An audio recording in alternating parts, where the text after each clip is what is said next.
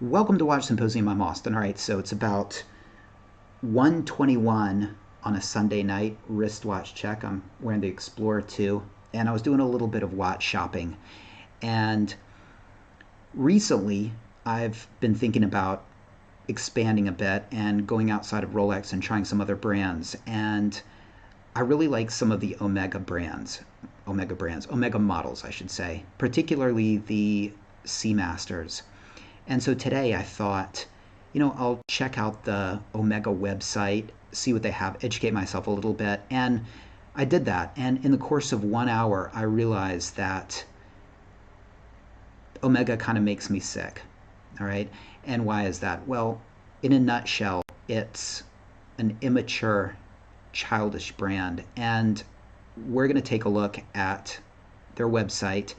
And I'm going to show you some of the catalysts that really turned me against Omega pretty much wholeheartedly. And let me just first say that just like people can be judged by the company they keep. So it is said. Well, I think a model can be judged by the company it keeps in a sense of what other models are in that range and what other models are under that brand's umbrella. And you can have a perfectly good model, but the brand can totally screw it up with just a few immature pandering pieces. And that's what I found with Omega.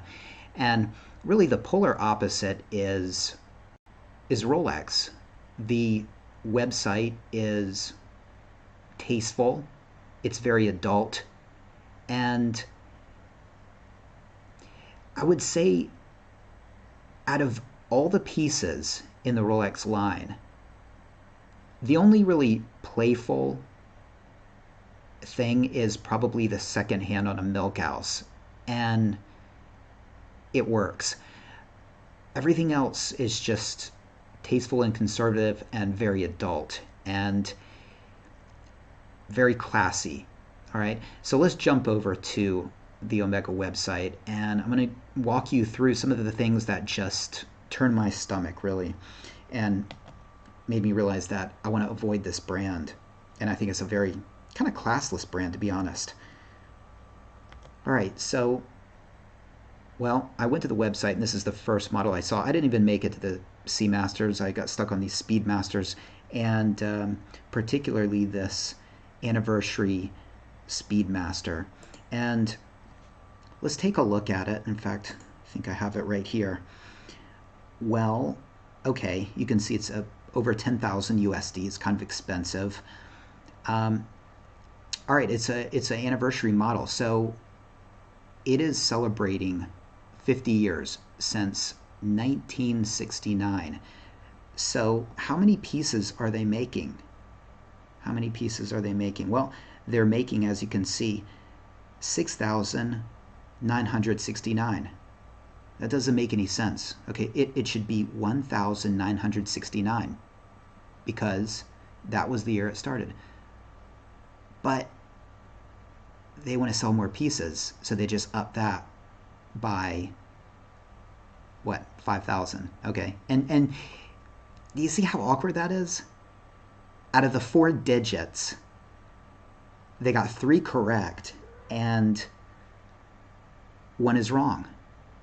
That's awkward. That's you might as well just make it an even number if you're going to screw it up like that. Okay, that's odd. All right. Let's look at the actual piece itself, and at first glance, it's kind of attractive, but let's really look at it. Okay, so it's got a footprint on the back. I wouldn't want a footprint, and I understand the symbolism and the deal with it, but I don't really think it's a good choice. I'd much rather see the movement. And that's not all. Let's look at it. It says, it's got a quote here from Armstrong. "That's one small step for a man, one giant leap for mankind." Okay, they screwed up the quote. It doesn't have an A there. That's one small step for man, one giant leap for mankind. Look, Armstrong screwed up his line. He should have said this with the A, okay, but he didn't. He messed it up. And Omega comes and basically edits this quote. You can't edit that quote. I mean, you just have to embrace it in its mistaken form. Um, that's weird. It's awkward. And did anybody just say, "Hey, there's no article here"? Okay. Did they say, there's no article here, but there should have been. Let's just correct Mr. Armstrong. Shouldn't have that. Okay. What else do we have? We have either Buzz Aldrin or Armstrong or some astronaut coming down from the lunar module. Basically, if I can get a better shot of this, here it is. You have a man's ass. You have a man's ass on the dial of your watch. What a terrible picture that is. Of all the pictures, the man has his back turned to you and is showing you his ass. And just in general, this is sort of childish. I mean, it's reminiscent of the kind of nonsense you get from Vostok. But it's not even a good choice of pictures. And the case, let's see. I think we can actually see a little bit better what's in the box. If I can find it, let's see.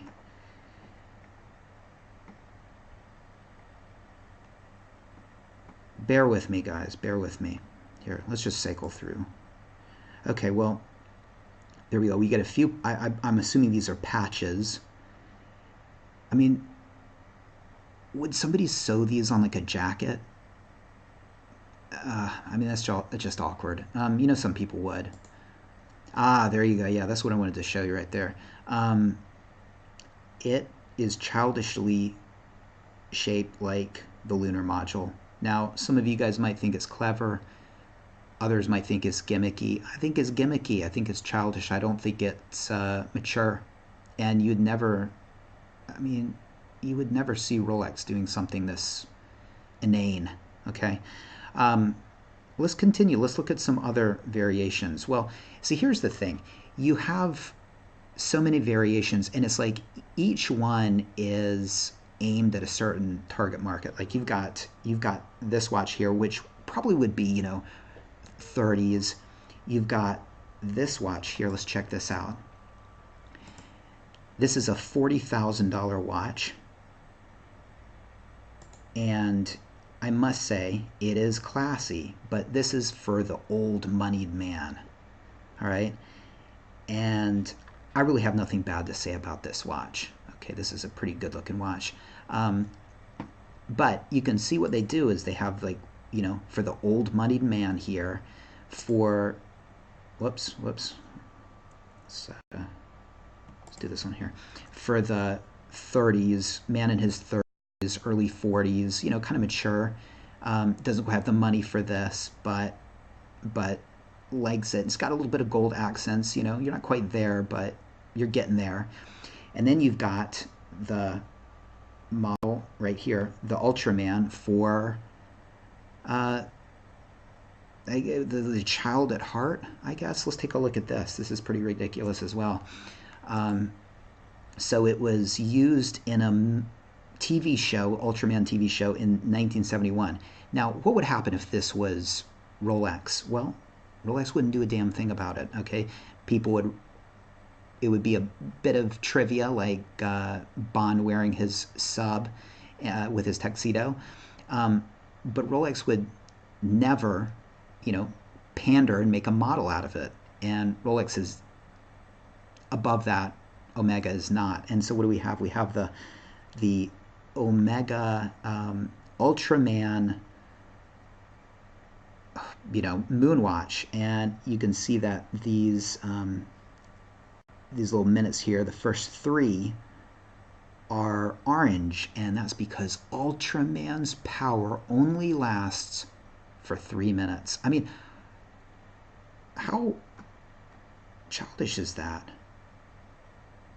I mean, look, I don't want you guys to think I'm trying to take this too seriously, but is that not a little bit childish? I mean, look, it's a good looking watch, don't get me wrong, but it was featured one time, or, you know, let's just say one time. I don't know, maybe a couple times in 1971 in a TV show, and they make a model out of it.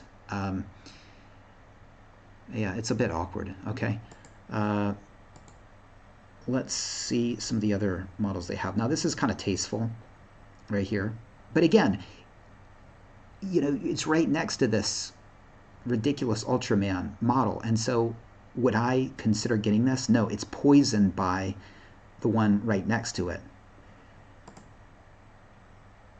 You got these weird. These come from the Apollo right here. The Apollo patches. Okay, the Apollo 11 patches. Where am I? And bear with me. Bear with me. We'll get to Snoopy in a second, but yeah, that comes from the patch. In fact, we'll get to Snoopy in a second. But let's go over to this one, and this is the patch itself. And again, this is it's pretty cringy if you ask me. Look at that, uh, almost unusable. I mean, this is the patch, and yeah. Um, I don't know what to say about it. It's just so immature. All right, now perhaps I saved the most immature for last. Where are you, Snoopy? Okay, there it is. All right, so now Omega. I guess it was like in 1970. Got the what was it? It was the Snoopy. Snoopy. Here, let me just scroll up so I can tell you for sure. All right, the the Snoopy, yeah, NASA's Silver Snoopy Award, um, because in Apollo 13, it was like a botched mission, and a movie was made on it, I believe, with Tom Hanks, and they needed to time um, the burners for like 14 seconds. Okay, and so they used their uh, man on the moon to do it. And basically, the man on the moon kind of saved their lives. And that is an absolutely cool story. Um, but the watch really isn't that cool. Okay, so when you get that award, and the award goes to NASA employees that meet a couple criteria for, like, being safe and saving lives and whatnot, and it's a special thing to get. Less than 1% of NASA employees uh, have gotten this award, but since 1969, something like 15,000 people and contractors have gotten this award, and it totally makes sense that Omega should have gotten this award. This is what it is. It's a silver pen you get. Okay, it's a silver pen, and that's the silver pen. Now, what does Omega do? They just abuse it, if you ask me. And let's see if I can get a better shot here. All right, so you've got this is the loom shot, but you have Snoopy. Snoopy's laying down. That doesn't make any sense. And then what is he saying? He says failure is not an option. He's thinking it. I mean, I don't know. What's failure is not an option. Okay, that makes sense. What's the pose? I mean, it looks like he's given up. He's laying down. He's sleeping. He's dreaming. What is he doing? Doesn't make any sense. He should be in an action pose, screaming, failure is not an option. Okay, but look at that. You've got a little childish kind of cartoon uh, with thought bubble and everything on your watch. All right, if that's not immature enough, well, look up here. Now, they had to time the burners for 14 seconds, so it makes total sense that 14 is sort of highlighted. Okay, and these squares are supposed to be um, this like a Snoopy or Peanuts comic squares, comic strip. Again, why? But they really screwed up, because what do they have here? This like little message, this question. What could you do in 14 seconds? What could you do in 14 seconds? That's just tasteless to have that on there. It doesn't mean anything. I mean, just have the little mark right there. That's possibly enough, probably too much. But to have this ridiculous little question to ponder, what could you do in 14 seconds? Well, time a burner maybe. I don't know. It's weird. It's childish. And who is that for? Well, that is for the person who wants some cutesy, some cutesy. So really, there's something for everybody, and it makes it awkward. Now you look at something like a Daytona, right? A Rolex Daytona. The Daytona is the Daytona. Okay, they don't pander to uh, age, certain ages. They don't put characters on it. They don't cheese it up. It's just classy. Yes, they may have options for people with deeper pockets. A solid gold Daytona, or a two-tone Daytona, and then the cheaper. Well, actually, not these days, but hypothetically speaking, the cheaper and more utilitarian steel versions. But nothing like this. This is just it's just cringy, and I didn't get past these chronographs, to be honest. Let's see. It gets worse though. Um, how does it get worse? Well, I'll show you. If I can. Ah, there we go. Okay, the straps. Look at this. 47 straps at $200 a pop, and they do some pandering. They pander to countries. That's right. If you're German, you got to get the German strap. How much are you going to pay for it? Well, let's look. You're going to be paying. Let's reveal this price. That's just south of 200 USD. Let's just call it 200 USD. All right, and well, you got to get the Italian strap too if you're from Italy. And what is this? Is this another European country? And is this France? Perhaps it's America. Oh, I've got Brazil here as well. This is awkward. It's pandering. And look, people are probably going to buy their Speedmaster and get a handful of straps. 5 straps going to be $1,000. And I mean, there's some pretty distasteful looking straps. Let's see if I can find the worst one. But it's okay. They don't mind. They don't have any scruples. They don't have any any aesthetic pride at all. They will sell you this crappy green strap, and it's okay, no problem whatsoever. And they'll do it, $200. And if you're foolish enough to buy it, then you're foolish enough to buy it. All right, so there we go. Well, what did I learn? Well, I learned that Omega panders, they are money grubbing, and they will put any kind of crap on their pieces to sell them. Okay, they don't have any pride, is what I'm saying. And a lot of what they do is, I think, very childish, and I think it's aimed towards immature people, to be honest. I think a lot of the things that you saw here are aimed at people who really lack taste. And for this reason, as good as some of these Seamasters that I saw when I was in Shinjuku are, the brand I think is very awkward and cringy, and I can't do it. And I'm officially saying that my interest in Omega is over because of this. It's not just a bunch of limited editions. It's cringy limited editions. And let me know what you think. Am I wrong? Do you guys think the Snoopy is tasteful? Do you think having a man's ass on your, Apollo 11, uh,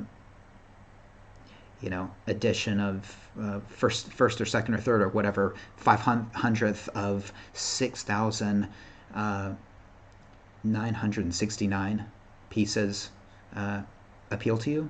That number just makes shit for sense. Anyway, it's so awkward. Yeah, tasteful, classy. That's what I like. That's what you get with Rolex. That's what you get with Rolex. That's what you get with Tudor. Well, some of the ambassadors they've chosen, I think, are kind of questionable, to be honest, Tudor. But Rolex, classy to the bone, if you ask me, and that's why I perhaps will stick with Rolex. Let me know what you think. Let me know what your thoughts are. Are you into Omega? Were you surprised by any of these? I was. I'm done. I'm done. All right. Thanks for watching. Take care. See you next time.